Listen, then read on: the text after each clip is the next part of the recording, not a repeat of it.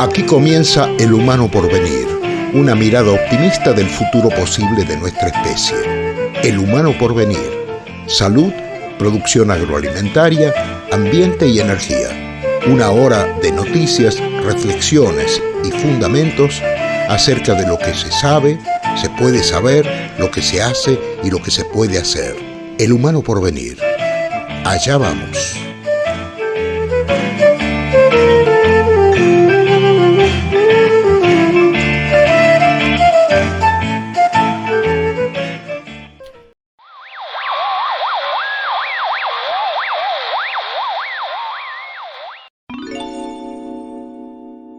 Julio, Doña Enérica, ¿qué dice usted? acá andamos, Julito. Bien, ¿y vos? ¿Qué dices? Otra vez lleno de papelitos en la mesa. Sí, doña Enérica, pensando en el próximo programa, en el próximo capítulo, el de la despedida. Es cierto, el próximo, el último, que no. Ajá. Bueno, el último de este año. Pero hay más para explorar, decir y hacer decir. Sobre todo esto último, doña Enérica, puesto que acá, como usted sabe, los que dicen lo que realmente importa son nuestros invitados. Y la lista de los que han participado hasta ahora es larga, y todos destacados en su especialidad. Sí, estás preparando un resumen. Bueno, el resumen es difícil porque son 20 horas de conversaciones largas, interesantes, todas interesantes. Ya veremos cómo lo resolvemos. ¿Y para hoy qué hay? Le propongo que dejemos que fluya, ¿le parece? Bueno, dale, como vos quieras. Y comenzando por... Miriam, ¿le parece bien? Claro. Pero con una trampita. Si se da lo que supongo que va a venir a partir de esta conversación, dada la pregunta que tengo para Miriam, a continuación creo que va a convenir repasar o refrescar algo que ya dijimos, que ya alguien dijo en este programa y que tiene que ver con el origen permanente de la vida. Uy, qué interesante. Ya me acordaré. Seguro que se acuerda. ¿Y qué con Miriam? Yo tengo una pregunta para hacerle. A ver, ¿Nos conectamos? dale. Miriam Greenblatt, Julio penúltimo capítulo. Feldman. Penúltimo capítulo, querida Miriam. Estamos a punto de terminar con el ciclo de 2025 del Humano Porvenir. Así es, ya estamos terminando, pero vamos a seguir el año que viene. Sí, por supuesto que sí. Sí, ya hablaste con el radio vos. Ya, temprano. Bueno, Miriam Greenblatt. Bueno, le comentaba a doña Onírica que vos, previamente a tu especialización en salud pública, te especializaste en tu práctica médica como dermatóloga, es decir, como especialista en piel, en enfermedades de la piel, disturbios, trastornos, esas cosas. Entonces, como estamos arrancando ahora con el calor de estival, acá en Tucumán especialmente, en el noroeste argentino, casi no hay distinción entre las temperaturas primaverales y las del verano. Y bueno, la gente toma sol y bueno, y no hay programa de radio que se precie que no toque el tema de la prevención acerca de las radiaciones solares y sus efectos en general negativos en la piel. Por eso te queríamos pedir que vos nos ilustres un poco acerca de estos temas. Todo el mundo sabe que tiene que tener cuidado, pero estamos seguros de que vos tienes algunos detalles que nos puedan iluminar un poco más. Con mucho gusto, es uno de mis temas favoritos, Bueno, hablar de la protección solar para la bien. piel. Bueno, Entonces, primero voy a explicar un poquito qué es qué es lo que se produce en la piel cuando le da el sol para poder entender por qué nos tenemos que poner el protector solar.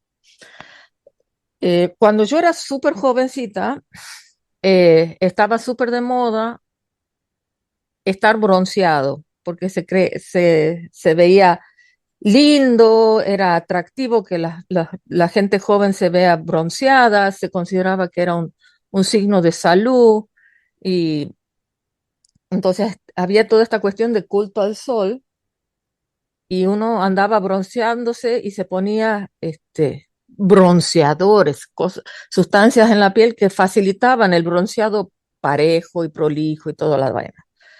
Después se empieza a ver que la exposición continua y prolongada al sol produce daño y se crean los protectores solares, los sunscreens, Los filtros.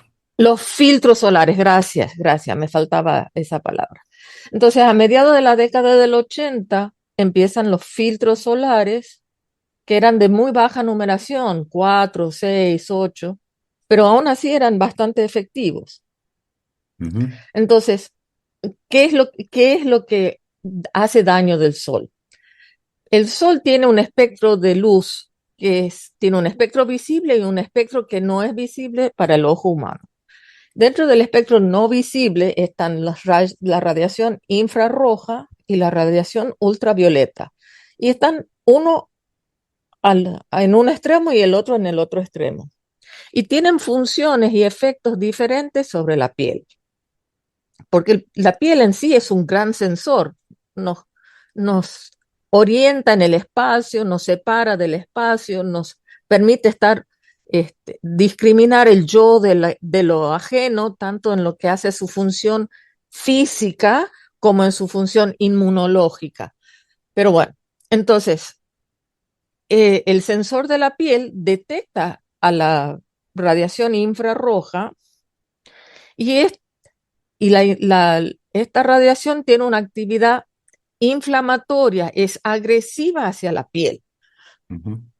Y eso se nota, se detecta cuando después de estar un rato largo al sol nos ponemos rojos, nos podemos ampollar, nos duele, nos arde, eh, se inflama la piel y se pone caliente.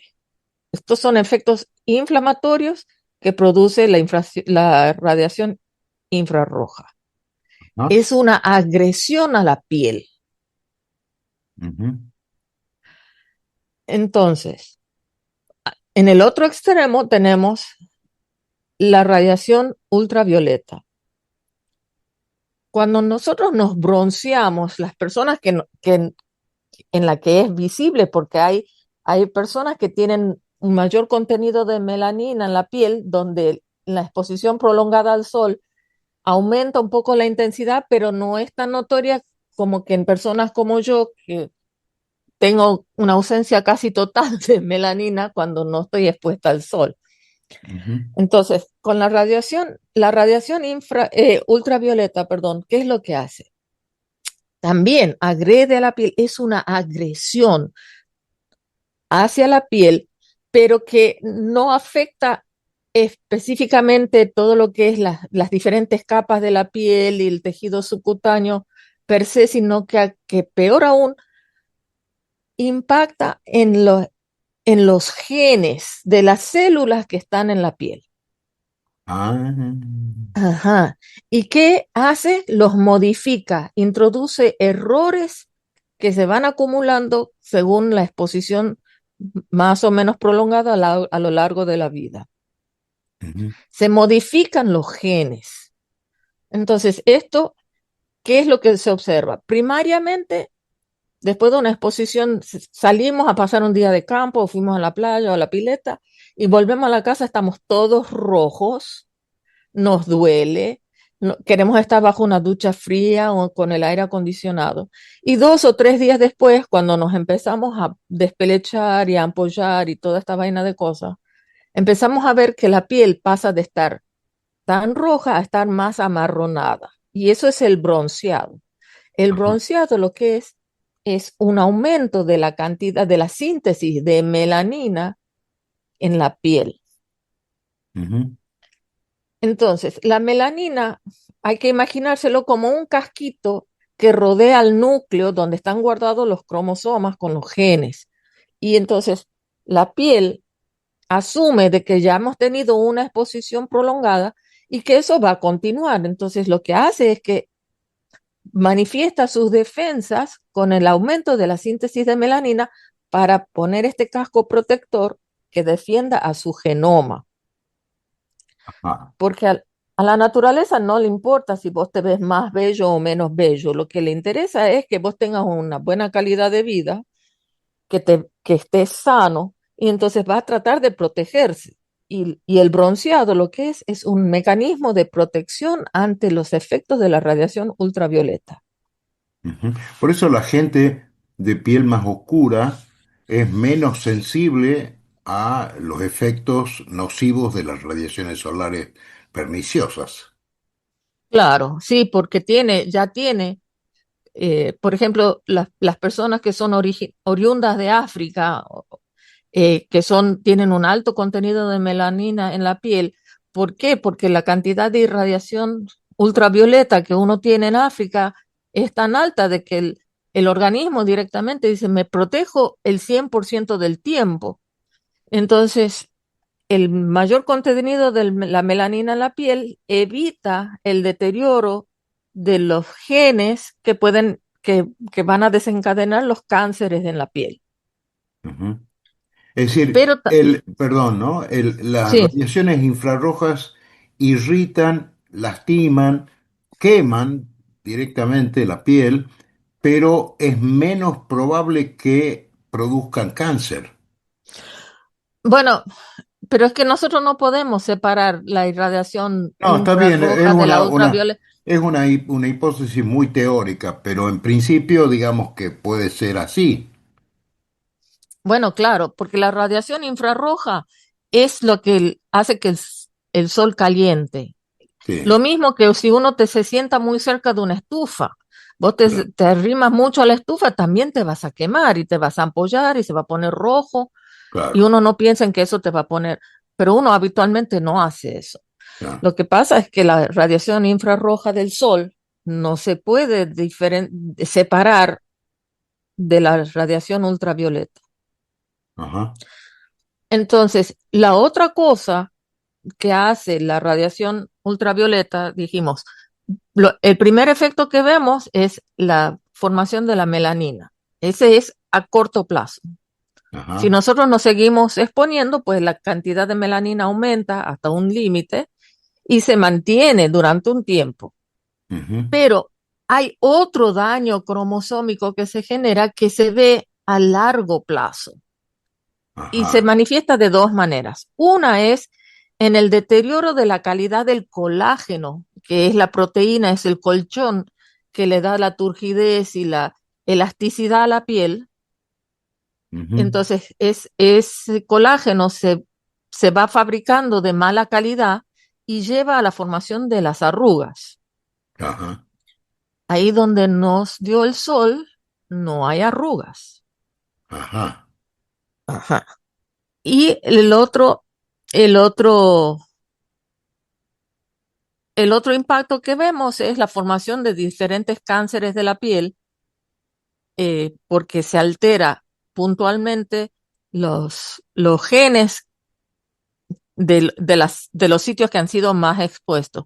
Y hay diferentes tipos de cánceres de la piel, pero no vamos a hablar de eso hoy, porque me Bueno, interesa mucho pero más hablar de los básicamente, protectores.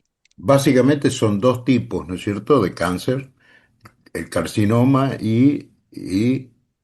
Bueno, son tres y cuatro tipos. Está tres y cuatro. el melanoma que te puede matar, Sí, el vaso celular, el espino celular, y hay otros cánceres que son más extraños, más raros, mucho menos frecuentes, y el pero carcinoma, todos son carcinomas. todos son carcinomas. Ajá, bien, ok. Sí. Bueno, perdón, adelante. Bueno, entonces, la idea de los filtros solares, de los protectores solares, es de evitar el daño producido por la radiación ultravioleta y en Ujú, algún grado mínimo de la radiación infrarroja. ajá, Entonces, ¿cuál es el mejor protector solar? La ropa. El no exponerse al sol es ujú, la mejor protección contra el sol. Pero como expliqué la otra vez cuando hablé de la vitamina D, es importante exponerse al sol. Hace bien a la salud mental, hace bien a la síntesis de diferentes hormonas. Hace, hay que exponerse al sol. Entonces, los protectores Pero, solares no. entonces, ¿en Sí, qué quedamos, querida? Un poquito. o un poquito. Y que si vos sabes que vas a estar más que un poquito afuera, te pones o ropa que sea opaca al paso de la luz, o te pones un protector solar, que Ajá. hay de dos tipos de protectores solares, los llamados protectores solares físicos y los protectores solares llamados químicos. Los físicos tienen en suspensión partículas que son opacas, no permiten el paso de la luz, es más, la reflejan y que forman una barrera física al paso de la radiación ultravioleta en la piel. Entonces, eh, an- inicialmente estas cremas con protectores físicos solían dejar esta huella grasienta y blancuzca, pero ahora la tecnología ha avanzado lo suficiente que entonces este, son, por ejemplo, el óxido de zinc micronizado, entonces que es un poquito blancuzco cuando vos te la pones en la mano, pero una vez que te untas, ya no se ve, ya se vuelve casi transparente. Y el Ujú. otro protector solar físico es el dióxido de titanio. Ambas son sustancias blancas porque el blanco es el color que mejor refleja la luz del sol. Claro. Y después hay diversos protectores químicos que bajo el efecto de la radiación ultravioleta cambian su estructura Molecular. molecular, ajá, cambia la forma química, se cambia y evita que la luz pase a través de la molécula para que para que no llegue a la piel. Ajá. Y, y siempre ah, yo prefiero siempre prescribir protectores físicos a los protectores químicos. Ujú. Los protectores Eso, físicos suelen ser inertes.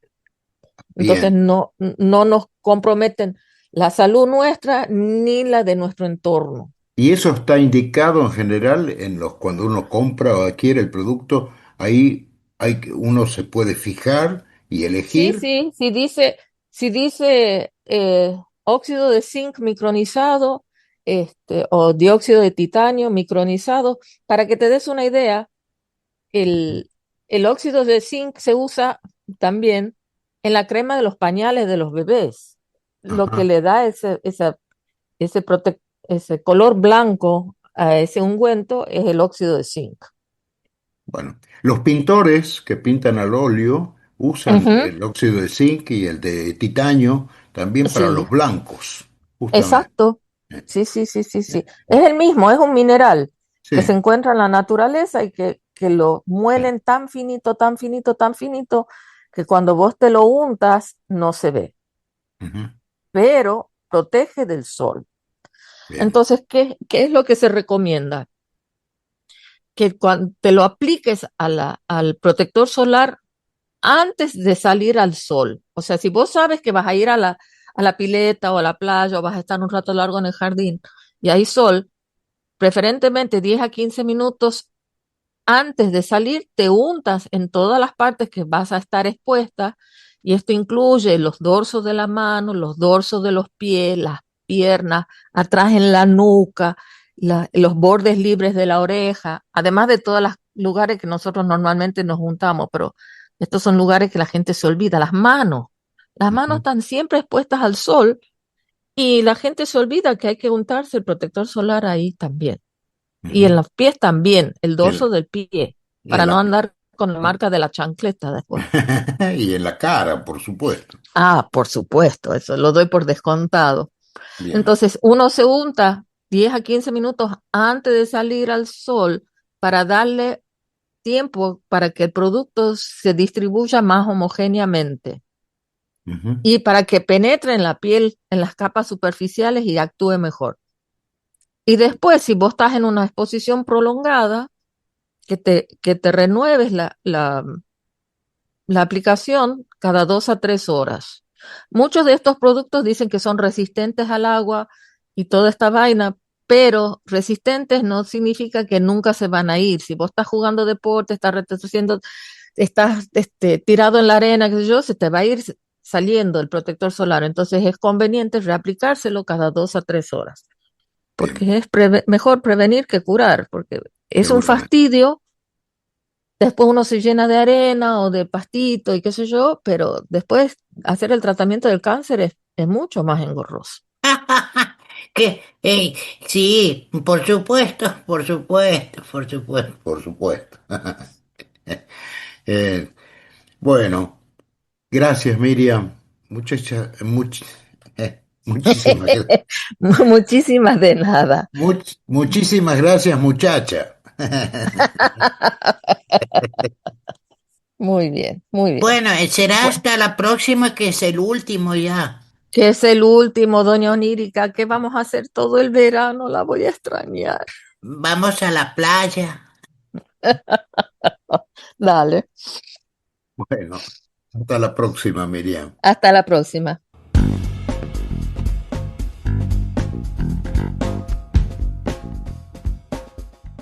¿Le quedó claro, doña Onérica? Y bastante claro. A ver, con el sol que es bueno hay que tener cuidado. Y más con las ondas de los dos extremos. Ajá. ¿Qué son esos dos extremos, Julito? Bueno, a ver, el Sol emite ondas de distinta longitud y tienen distintos efectos en la naturaleza. En un extremo están las ondas cortas, como la ultravioleta, en el medio la luz visible y en el otro extremo las ondas más largas, como las del espectro infrarrojo. Las del infrarrojo calientan y pueden quemar la piel. Las del espectro visible son las que le sirven a las plantas para producir lo que se llama la fotosíntesis, que consiste en capturar dióxido de carbono de la atmósfera para producir materia orgánica, y la radiación ultravioleta, que son las ondas más cortas. Esas son las más cortas entonces. Sí, sí, las que tienen efecto a veces no muy bueno en las moléculas de la materia viva. La dinámica de esas radiaciones en interacción con distintos factores atmosféricos, como por ejemplo la humedad ambiente, determinan las condiciones climáticas en las que se desarrolla la vida. Me hace acordar a algo que ya escuchamos. Exactamente. ¿Se acuerda de quién nos había dicho esto? Ceballos.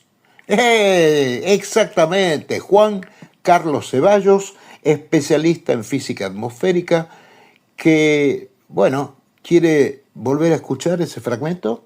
Dale, dale. Esto es lo que nos decía.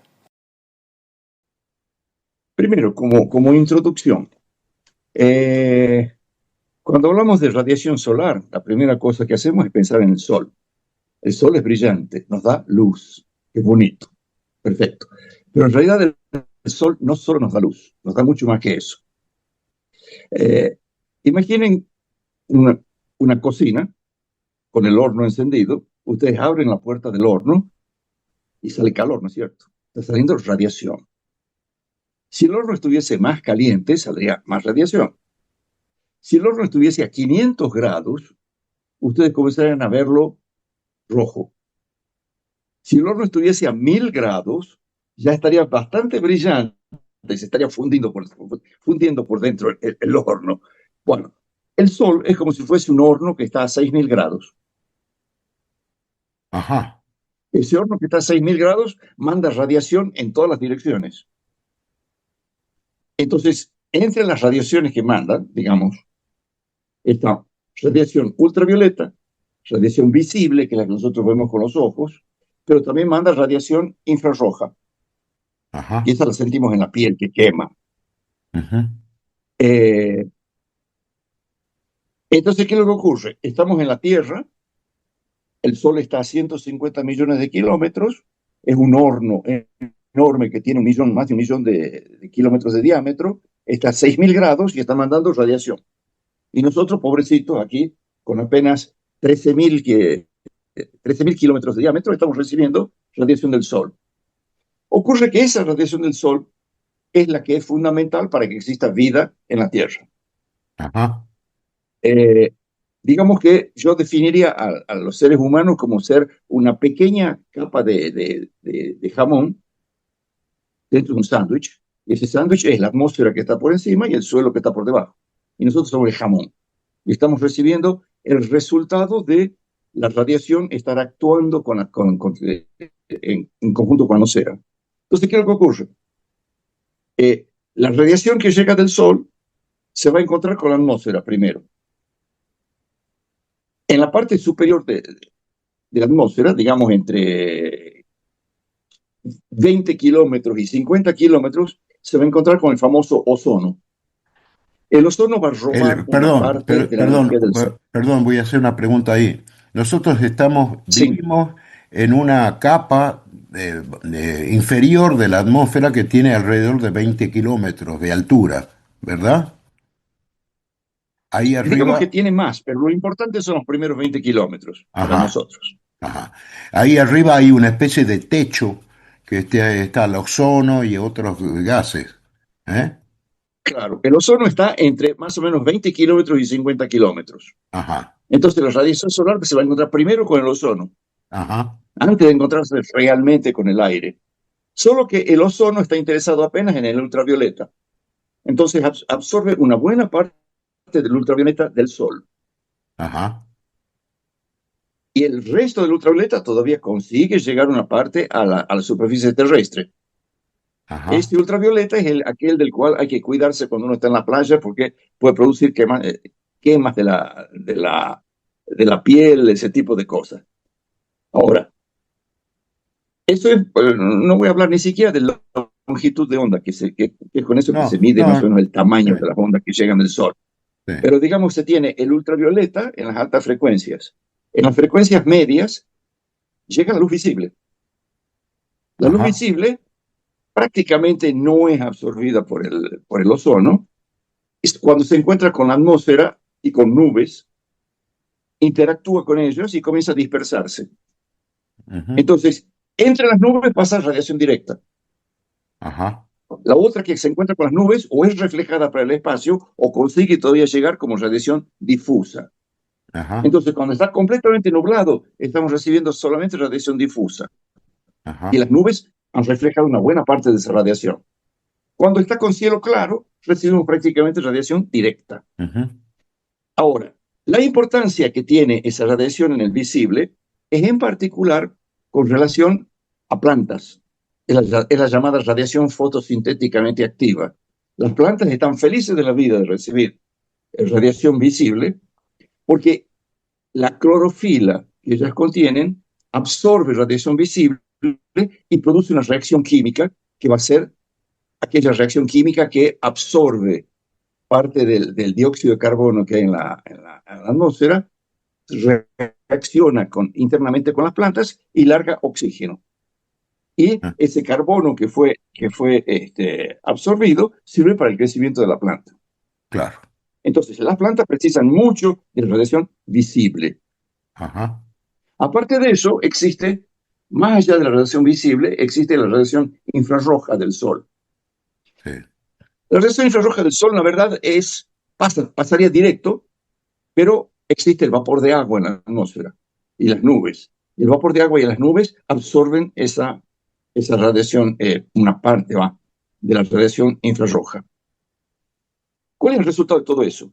El resultado de todo eso es que la atmósfera está absorbiendo parte de la radiación solar.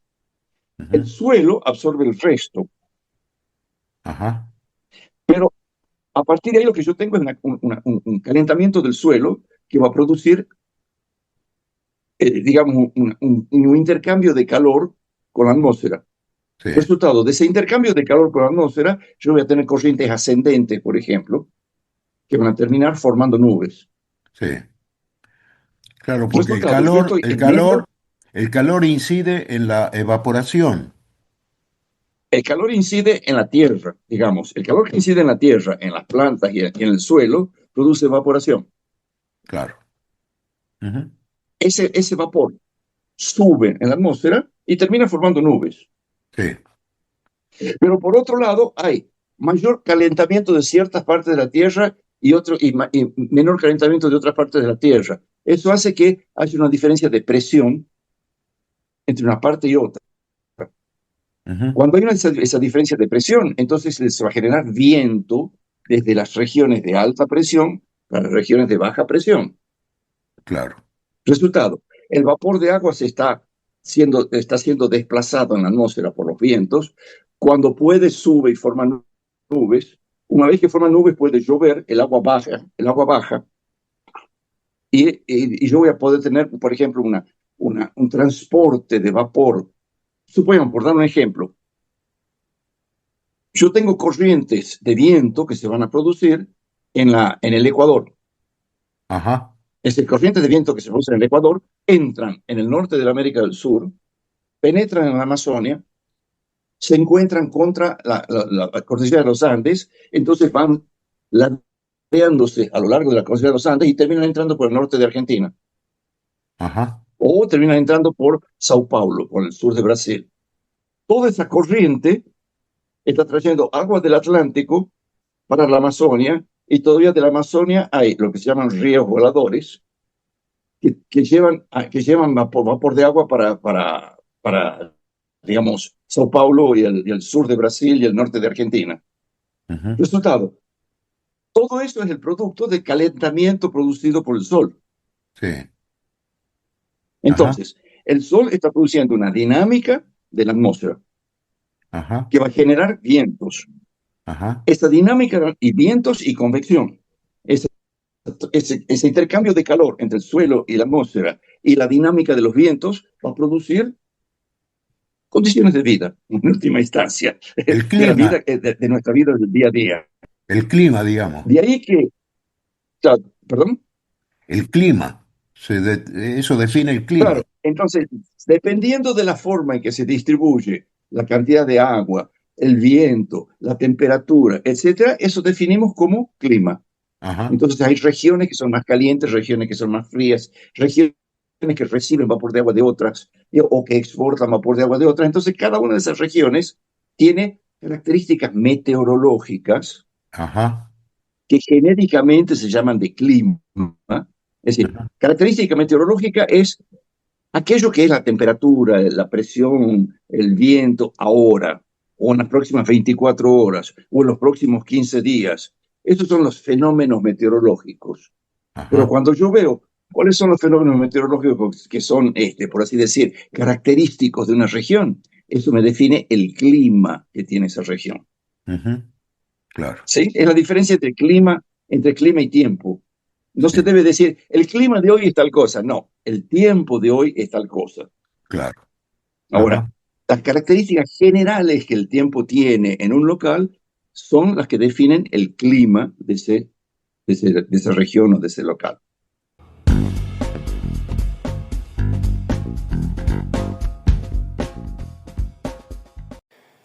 Bueno, doña Onélica, ya ve, en esa dinámica atmosférica se desarrolla la vida. ¿Eh?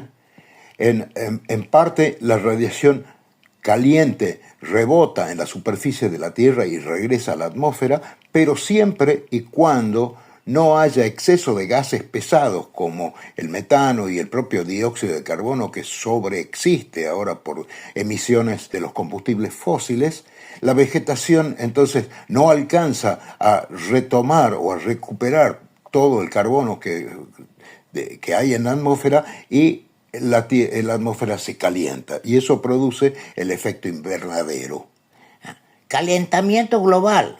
tal cual. Y no hay nada que hacer.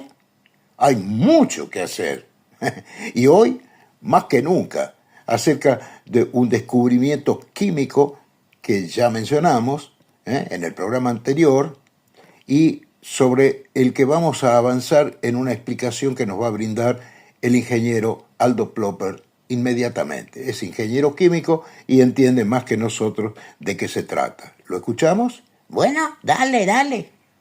Pero antes quiero contarle algo acerca de la radiación ultravioleta que no goza enteramente de buena prensa porque en exceso puede producir en nosotros cáncer de piel.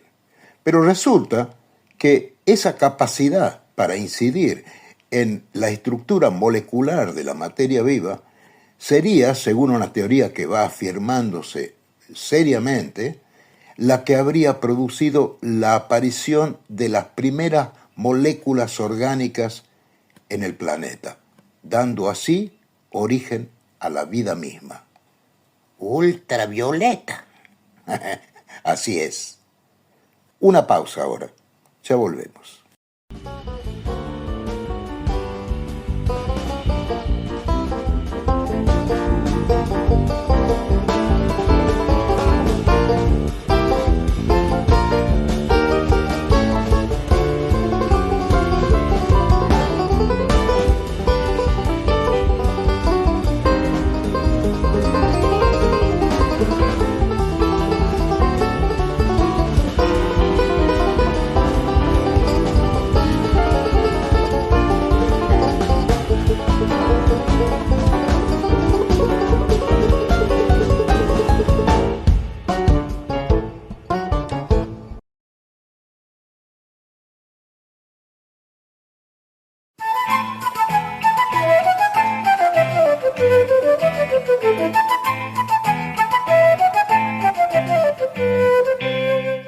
Aldo Plopper, gracias por prestarte esta conversación. Queremos saber, queremos que nos cuentes vos, que nos expliques en qué consisten este gran hallazgo de la química que les ha merecido a tres notables científicos el premio Nobel de Química, precisamente, por haber desarrollado una estructura especial, una estructura de átomos, una estructura molecular denominada metal orgánica. Yo tengo algunas generalidades, pero queríamos palabras de un especialista.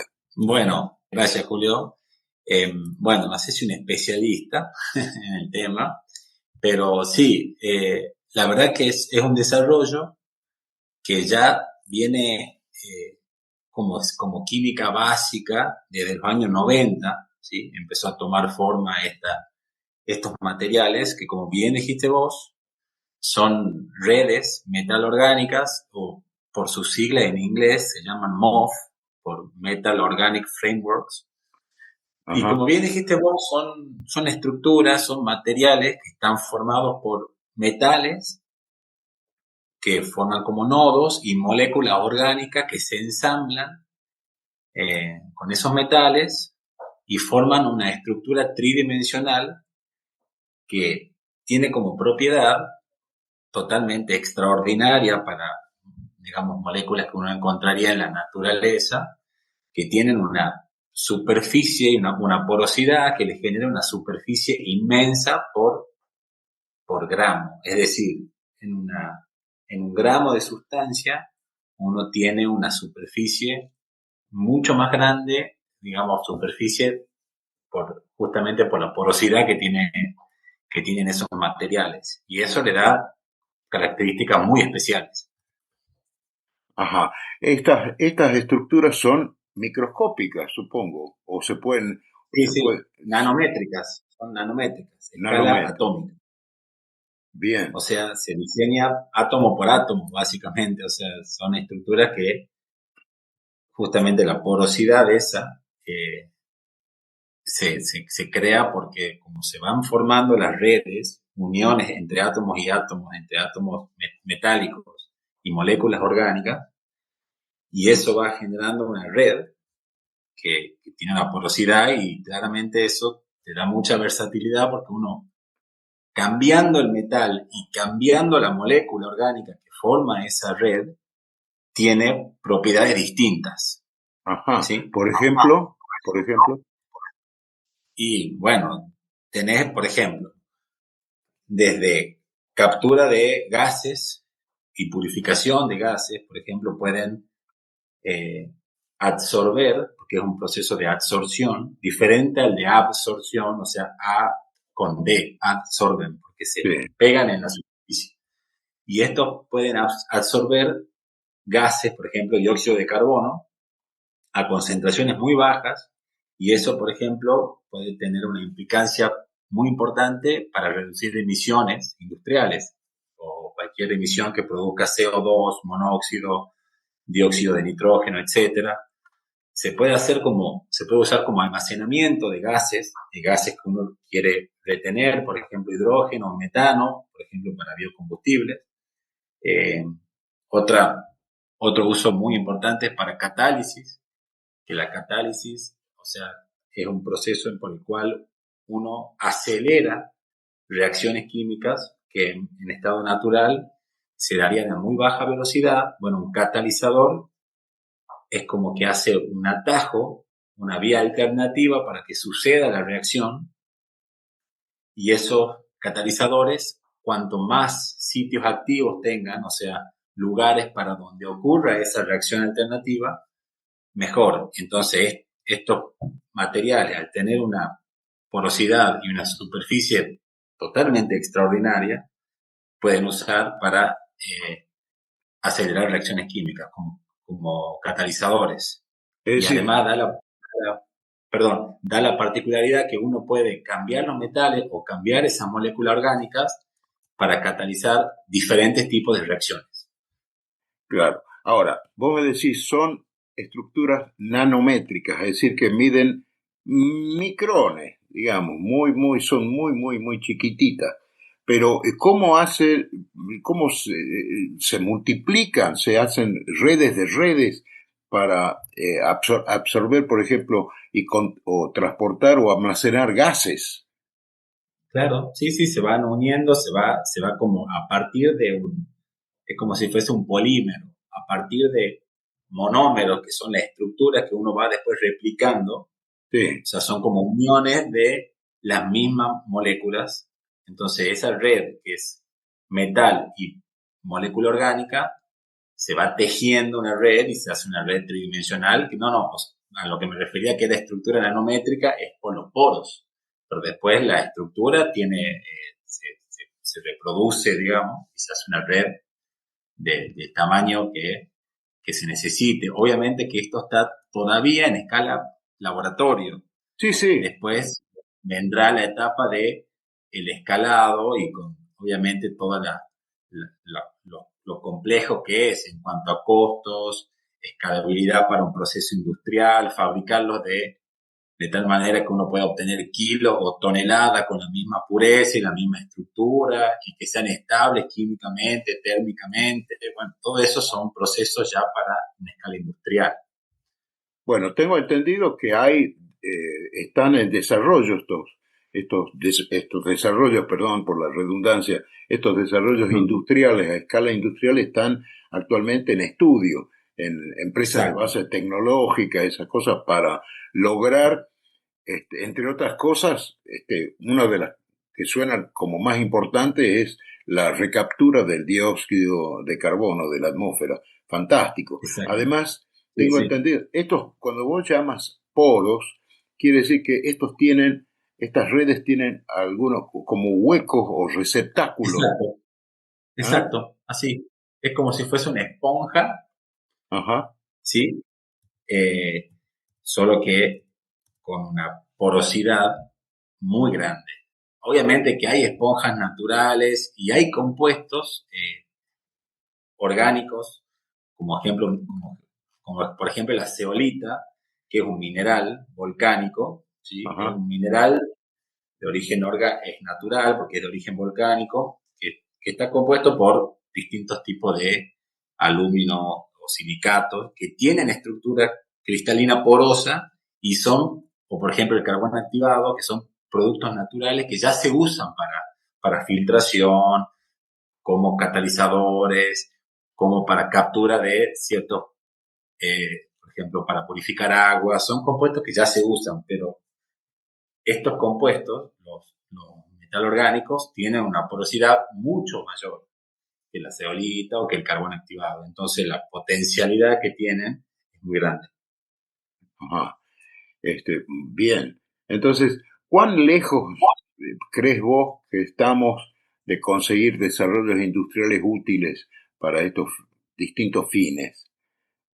Al paso que vamos. Y, y mira, sería aventurarme la verdad que desconozco, porque todavía, como cualquier tecnología nueva, o sea, obviamente que hay desafíos por ir superando, que justamente la investigación y la transferencia de estas tecnologías va a suceder, eh, no sé si en una escala de tiempo de meses, años, pero eso dependerá de la financiación, de las políticas y cómo se vayan, digamos, Claro, expandiendo los conocimientos y la tecnología, pero todavía están en escala laboratorio o piloto. Todavía no se produce, digamos, a claro, gran escala y eso todavía está lejos. pero por lo menos se ha comprobado que estos desarrollos son perfectamente factibles. Sí, sí, sí, sí, exacto. Sí, sí. Bien, Después, lo que te decía, hay que ver la escalabilidad, la, si, si estos compuestos metalorgánicos, que una cosa es trabajarlo en un laboratorio con un ambiente totalmente controlado, y bueno, después llevarlo a una industria con la humedad, con el calor, con la corrosión, con la cantidad de sustancia o material a filtrar o a catalizar, bueno, todo eso se tiene que ir, es bien, otra etapa en el proceso de investigación. claro. Bueno, ¿y estas redes, una vez que se industrializan en gran escala, qué extensión pueden tener? ¿Qué aspecto tienen? ¿Se lo puede tocar? Sí, sí, sí, sí. Sí, o sea, imagínate que será como ¿Hola? si fuese una tierra. Ah, Eh, Hola, ¿me escuchás, Julio? ahora sí, sí, Sí, sí, sí, se se puede corta. tocar, es como si fuese como si fuese tierra. ¿Viste? Alguna vez, no sé si viste el carbón activado, o la Ajá, zeolita, un compuesto, digamos, sí, como si fuese una tierra, que uno lo puede tocar sin ningún problema. ajá. Claro, bueno, entonces Depende de la estructura. se pueden De extender así como se usan las placas para la captura de la energía solar. Supongo que podrán implementarse placas de este material para capturar gases en gran escala. Sí, sí, se pueden usar para captura de gases, para otra aplicación, por ejemplo, es la liberación controlada de ciertos fármacos, Ajá, porque uno puede en esa estructura, eh, como uno puede adaptarla y según el metal y la molécula orgánica, puede adaptarla para que capture un fármaco y después eso se introduce en el cuerpo, por ejemplo, y por diferencia de concentración, ese fármaco se puede ir liberando con el tiempo a una determinada velocidad al torrente sanguíneo o, bueno, capaz lo que de, son, eso es la serían parte más de medicina. que vendrían a sustituir esos productos de liberación lenta o de acción Exacto, lenta, claro. Este, exacto, que van desprendiéndose del fármaco de a poquito, de acuerdo a la exacto, indicación médica, a la necesidad terapéutica para el que se aplique. Es genial. exacto. Sí, Bueno, sí, todo eso son, obviamente, aplicaciones potenciales, digamos. O sea, todo eso sí, se sí, está sí, sí, investigando hoy en claro, día. claro, una perspectiva alentadora porque desde el momento en que se ha determinado su factibilidad y su probidad como sustrato útil, bueno, lo demás depende, como vos dices, de las inversiones y del interés industrial para su desarrollo en gran escala. Pero es un síntoma venturoso porque estas estructuras desplegadas en la superficie terrestre realmente pueden llegar a eh, paliar los efectos de los gases que son responsables del calentamiento global. Exacto. Sí, sí, la potencialidad es, es muy grande y la parte más, o por lo menos a mí lo que más digamos, me da esperanza es que al ser moléculas que uno puede diseñar y ajustar a medida, porque uno cambiando los compuestos tiene un distinto uso. No es como, por ejemplo, no sé, la zeolita, lo que te decía, o el carbón activado es un compuesto que está en la naturaleza y es así, tiene esa característica y uno no puede ir cambiando, pero a esto uno lo hace a medida. Entonces, si uno quisiera, por ejemplo, purificar agua y eliminarle, no sé, el arsénico, uno puede buscar qué metal y qué molécula orgánica se ajusta mejor a esa captura y lo diseña a medida. Y Y, y, así la- y también podría ser usado para potabilizar agua de mar. exacto, sí, sí, sí, uno puede filtrar y agarrar esas redes que capturen las sales y puede purificar el agua. Fantástico, fantástico. Sí, sí, sí, la potencialidad es gigante, es enorme. Bueno, habría que darles un premio Nobel a estos tipos todos los años, hasta que...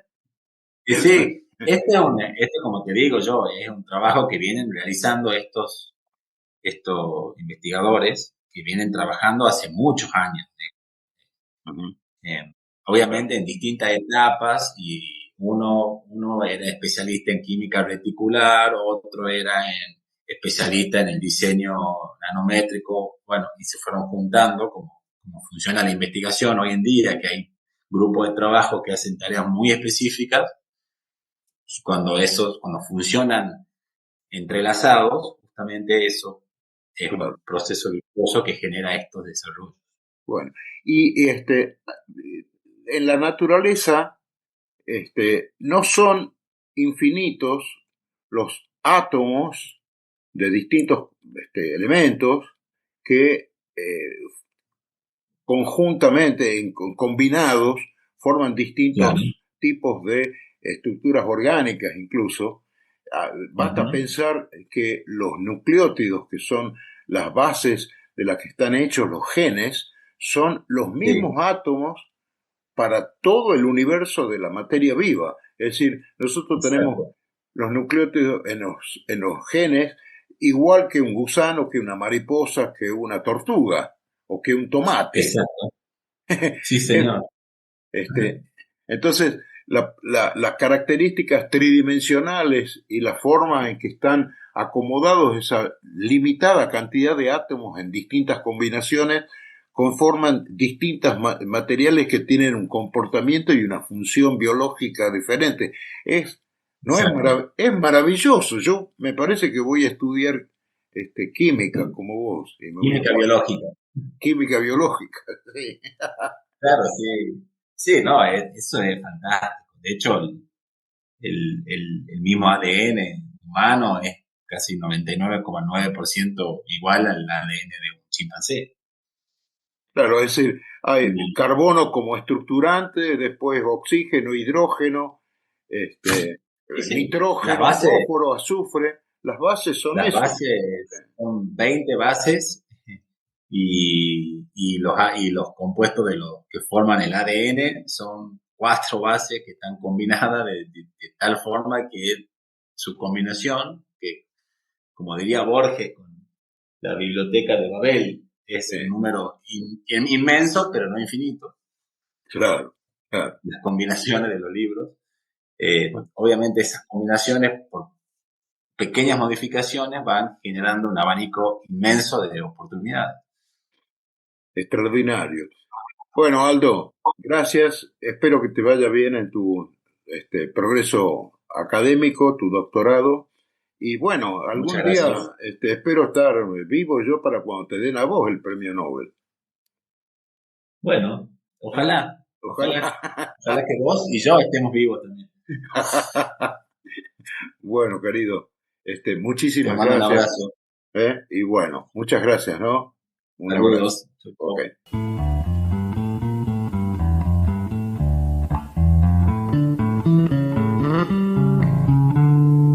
Bueno, doña Onica, ya ve, o ya escuchó, tenemos motivos para ser optimistas. Hay ande, hay enque. Y hay con qué. Vamos todavía.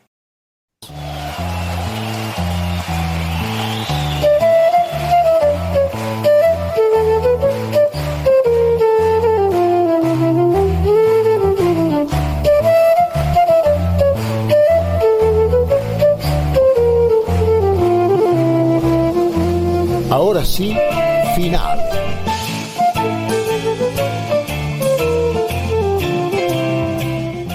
Será entonces hasta el próximo capítulo de esto que hemos llamado El Humano Porvenir.